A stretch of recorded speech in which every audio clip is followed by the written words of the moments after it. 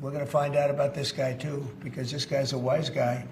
He said, we've been proved this is the most secure election in the history of our country. President Trump moments ago signing an executive order targeting his former cybersecurity chief, former Republican official Chris Krebs, for a Justice Department investigation. Krebs' apparent crime is telling the truth about the 2020 election. Trump also talking about taking on a different official, Miles Taylor, who worked at his own Department of Homeland Security. This is a blatant attempt to violate the First Amendment and weaponize the Justice Department. As you noted, here he is targeting two former Trump administration officials. One, Miles Taylor. He was a Department of Homeland Security official, and he was eventually revealed to be the author of a book that was originally signed by Anonymous. It was very unflattering about the first Trump administration.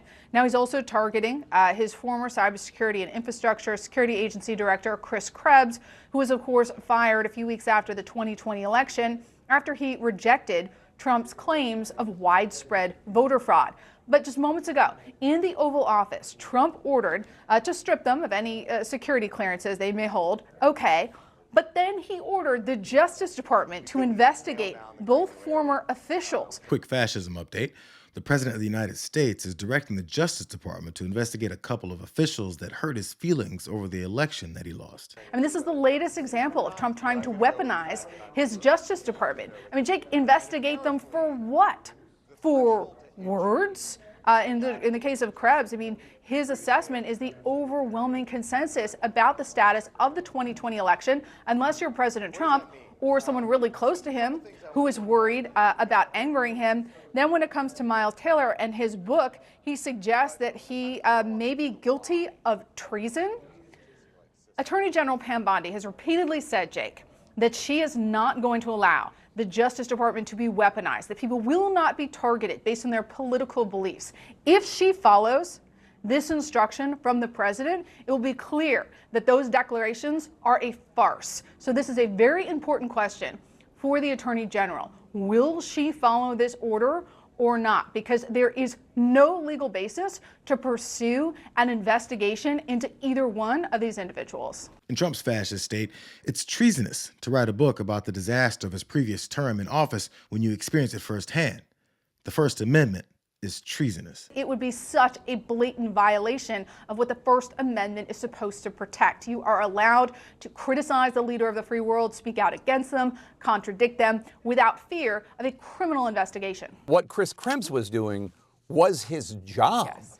He was attesting to the cybersecurity of the 2020 election, and there has never been any credible evidence that remember all the cockamamie theories that they were putting out there, that the Italians used satellites to hack into voting systems? All that stuff was unfettered nonsense. And Chris Krebs said these elections were secure, and they were. Yes. They were. He's now... And it's exactly, here's the defendant, go find the crime. This is where we find the state of the country when too many people that recognize fascism think it's too impolite to call it what it is.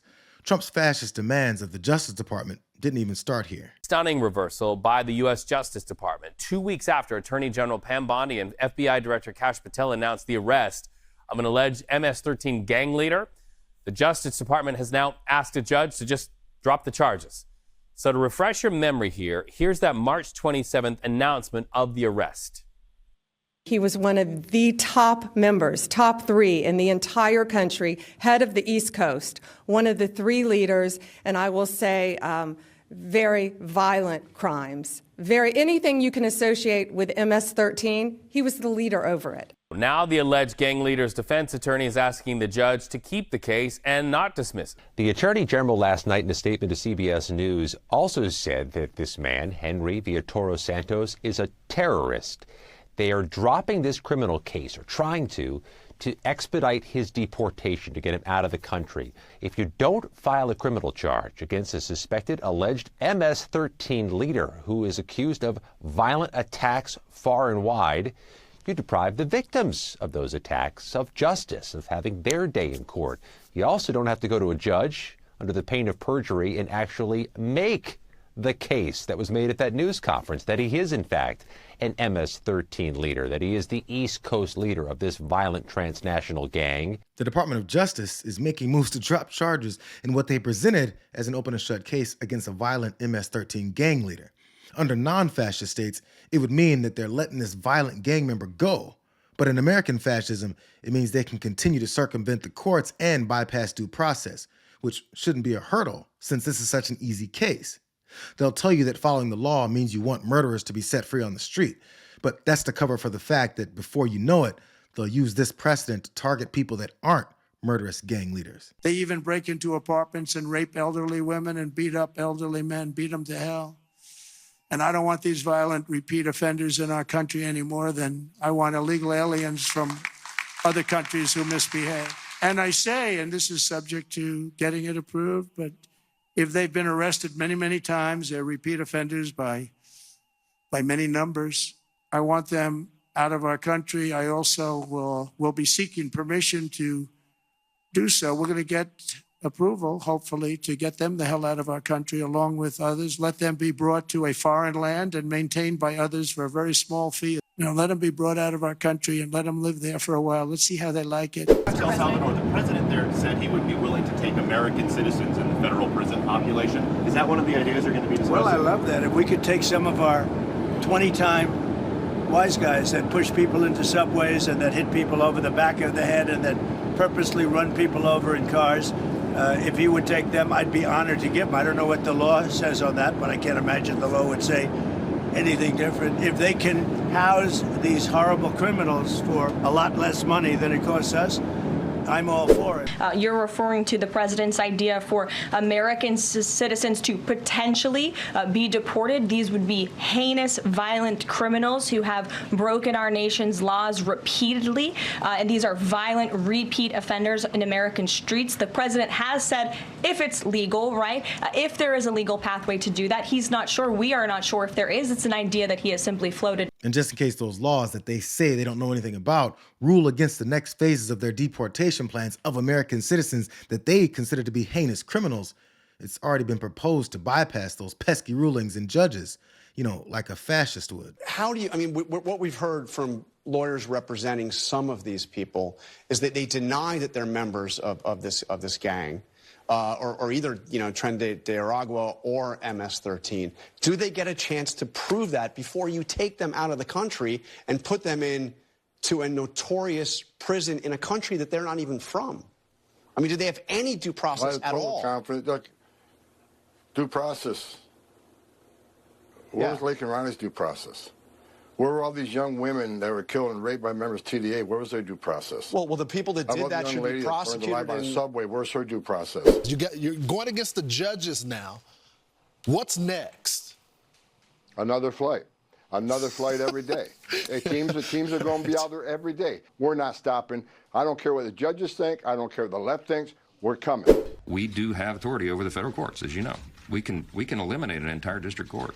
We have power funding over the courts and all these other things.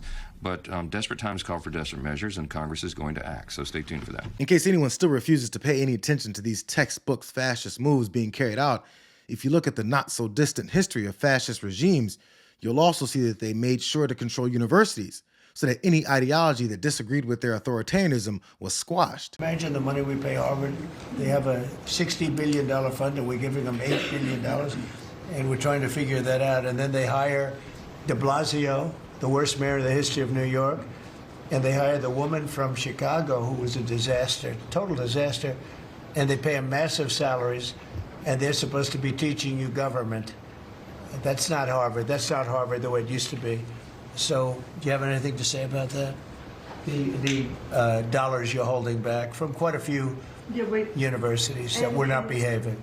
Yeah, and the other, there's some Princeton, Cornell, others that are coming in, and actually getting calls now from the presidents of the universities who really do want to come in and sit down and have discussions. And so we're investigating them, but in the meantime, we're holding back the grant and the fund money. They're holding back grant money and investigating universities that, as Trump described them, aren't behaving. because they employ political opponents like Bill de Blasio or provide students that pesky freedom of speech that he now calls treasonous. It's impossible to not see the extreme fascism flowing through this guy's veins. I mean, can anyone call these moves indicative of a representative democracy? The only person this authoritarian wants represented is himself, and his cabinet is more than happy to do it. Sir, first, we are, I would say, more than friends. We've all become family, and I think that what you have assembled in your vision is a turning point and an inflection point in American history. And so just being a part of that is the greatest honor. So thank you for that. And again, just the relationships here and the honor and respect we have for each other is a reflection of you and your leadership. So I just wanted to say that.